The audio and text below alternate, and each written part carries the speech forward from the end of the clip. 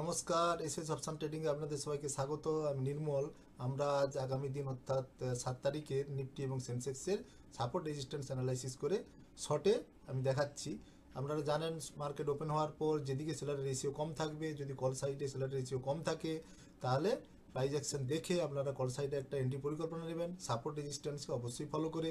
আর put সাইডে যদি দেখা যায় সকালে সেলারের রেশিও কম প্রাইস অ্যাকশন দেখে, তাহলে আপনারা পুট সাইডে একটা সাপোর্ট এবং রেজিস্ট্যান্সকে ফলো করে একটা এন্ট্রির পরিকল্পনা নেবেন। এটা গেল সেন্সেক্সের। এরপর আমি নিফটির ইন দ্য মানির কলের প্রিমিয়াম লাগাচ্ছি বাম দিকে, আর ডান দিকে লাগাচ্ছি নিফটি ইন দ্য মানির পুটের প্রিমিয়াম।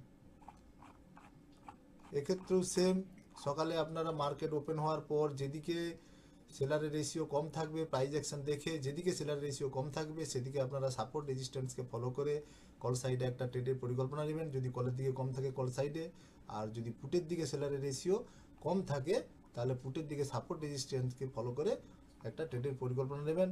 যদি আমাদের এই ভিডিও ভালো লেগে থাকে অবশ্যই আমাদের কমেন্ট করে জানাবেন। আর যদি কিছু আমাদের কোয়ারি থাকে বা যদি আপনারা সাপোর্ট রেজিস্ট্যান্স এবং যদি প্রাইস অ্যাকশন শিখতে চান তাহলে আমাদের স্ক্রিনে দেওয়া নম্বরে হোয়াটসঅ্যাপ এবং টেলিগ্রাম গ্রুপ জয়েন করতে পারেন।